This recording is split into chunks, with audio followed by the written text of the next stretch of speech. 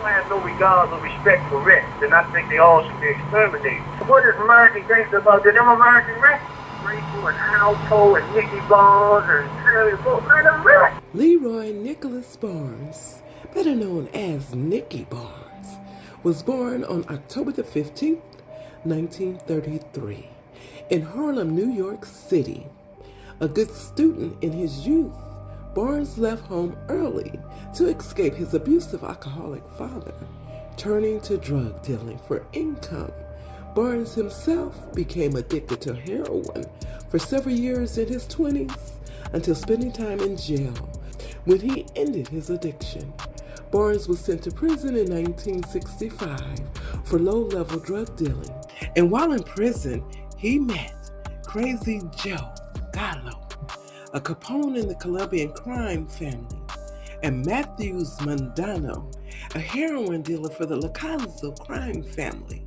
Crazy Joe wanted to have a greater presence in the Harlem heroin market, but did not have any personnel to deal in the prominently African American areas. It is believed Crazy Joe passed on his knowledge of how to run a drug trafficking organization to Barnes and asked him to assemble the necessary personnel. When Crazy Joe was released from jail, he provided a lawyer for Barnes, who had his conviction overturned on a technicality. On his return to New York City, Barnes began to assemble his personnel and began to cut and package heroin. Maddie taught Nicky Barnes the key to mafia's success is discipline and distance. And Nicky Barnes took that advice and no longer used heroin. There were 7 members in the council. There's Frank. There's Ishmael. There's Gaps. There's Wally. There's Jazz. There's Guy. And myself. There's a set going strong, a lot of things going on. You see, in 1972, deal more efficient with other black gangsters in Harlem, Nicky Barnes founded The Council, a 7-man organization consisting of Barnes, Joseph Jazz Hayden, Wallace Rice, Thomas Gaps Foreman, Ishmael Muhammad, Frank James, and Guy Fisher.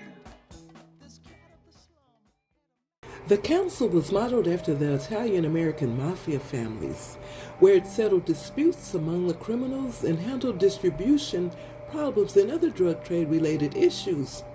By 1976, Barnes' operations spread throughout all of New York and into Pennsylvania and Canada. According to the Drug Enforcement Administration, DEA, Barnes' operation in 1976 consisted of 7 lieutenants who each controlled a dozen mid-level distributors, who in turn supplied upwards of 40 street-level dealers each. June the 5th, 1977, the New York Times Magazine released an article titled Mr. Untouchable, featuring Barnes posing on the front cover. The magazine told Barnes that they were going to use a mugshot unless he posed for the cameras. Barnes, who hated mugshots, agreed and took the shot. And in response to Barnes' apparent confidence, President Jimmy Carter ordered the Justice Department to intensify its efforts to prosecute him. The resulting prosecution saw Barnes convicted for drug-related crimes and sentenced to life in prison without the possibility of parole on January the 19th, 1978. The chief prosecutor in the case was Robert B. Fiske, then the United States Attorney for the Southern District of New York. According to Barnes, while in prison, he discovered that his assets were not being maintained, and the council had stopped paying his attorney fees. Barnes discovered that one of his fellow council members, Guy Fisher, was having an affair with Barnes' mistress. Now let's get into the background of Shamika, known as the mistress of Leroy Nicky Barnes and lover to Guy Fisher. Shamika was a young woman from Harlem who had ties to the drug gang through relatives and her lovers. Shamika, through her beauty, was able to control top kingpins and have her way with them. This showed when she became lovers with Nicky Barnes. Shamika was responsible for luring Black Ronnie Burroughs and his bodyguard to the middle of a dance floor to be murdered as they were captivated by her in the moment. Now let me show you how she's connected to the drug gang. Shamika's brother Steve Ash was connected to Mark Ritter, an associate of the Gambino family, who gave Steve heroin on consignment. Ritter supplied Eugene Romario, which is Nicky Barnes' nephew, in which had an organization himself as a branch of Nicky's. Shamika was killed at Monarch Bar, located in Manhattan, in December of 1982. Now, back to the Barnes story. The council had a rule that no council member would sleep with another council member's wife or mistress. So in response, Barnes decided to become a federal informant. Barnes was the biggest drug dealer in New York. You ever kill anybody? No. Had other people do it for you? I guess I would best describe it, yeah. It was while Barnes was in prison that he suspected that the two main women in his life were sleeping with his former business partners. How could he get even? Testify against his old pals, put them in prison, become a hero to the feds. 1 year after his indictment, Leroy Nicky Barnes was convicted and sentenced to life without parole. It was while Barnes was in prison that he suspected that the two main women in his life and were sleeping with his former business partners, thus violating the code of honor that he says existed on the street. A very attractive woman. And in New York, there are several million eligible women. Now, I told her that we have a hands-off policy to about 20 of them. He forwarded a list of 109 names, 5 of them council members, along with his wife's name, implicating them all in illegal activities related to the heroin trade. Barnes helped to indict 44 other traffickers, 16 of whom were ultimately convicted. In his testimony, he implicated himself in 8 murders. While in prison, he also won a national poetry contest for federal inmates, earned a college diploma with honors, and taught fellow inmates English. Tell me what it is you have in mind. There were a couple of friends of mine that were supposed to be doing things for me, you know. Yeah. And well, they're doing things against me, really. Mm-hmm. And I have no way to reach out to get to them, but I want to get back at them, really. Mm-hmm. That's my primary reason. Were you surprised that he was going to do it? I was surprised that a person like Nicky Barnes would do it. I testified against the guys who were Bishop Frank James, Wally, Coco, Kenny, and you know, a couple other guys, because I said, as far as Guy Fisher was concerned, I said, Guy Fisher, I gave him a woman of mine that I expected him to look out for, and I expected him to take care of her. I didn't expect him to start fucking him.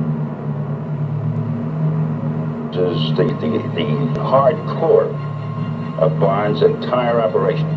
9 former associates of Harlem drug king Leroy Nicky Barnes charged today with narcotics conspiracy and 6 murders. As Jim Van Sickle learned, the man behind the charges is none other than Barnes himself. I expected him because what I was asking him to do was just a small thing. What he had with it. Though Barnes says now he began to talk against his former drug associates like Fisher out of a motive of revenge, it soon became apparent that freedom was mostly on his mind.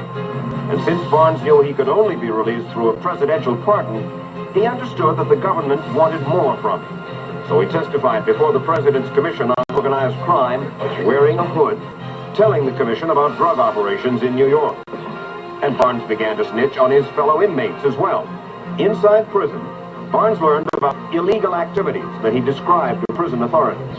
I'm a bookmaker, and right now on camera I want to lay you 9 to 5 that Nicky Barnes, Leroy Barnes, gets out of jail. New York gangster Herbie Sperling spoke with Barnes when they were in prison together in New York. And they worked out a drug deal at Barnes' suggestion that eventually resulted in the conviction of Sperling's son. I'm doing the same sentence that Nicky Barnes was doing, life without parole. I've got it the longest in the country. It's worse than a dead sentence. A dead sentence, you're dead, life goes on. Here you linger, and sometimes people get depressed. Now, some people get so depressed that they decide to make up a story. You think he's going to get out? There's no doubt in my mind. The government has to let him out. This is part of their propaganda ploy. What they're saying is, anybody that wants to get out, just make up stories about a lot of people. We got plenty of room. We got a lot of people. We'll replace them with you, and we'll let you out. No matter what you did, no matter what you do. Nicky Barnes turned government informant and began to tell all he knew. And because his testimony helped put 50 other people in prison, there are those in government who say he should be pardoned. Among the people he informed on were his former drug colleagues and his women. How did he feel testifying against them? I was overwhelmed by guilt. I was overwhelmed by guilt. I had every reason to testify against them, and no reason at all to feel guilty. And I started crying on the stand. From guilt. Yeah. And emotion. I couldn't talk. Barnes testified about his secret 7-member drug council composed of the most successful black heroin dealers in New York, some of whom attended this birthday party for Barnes in the middle 70s.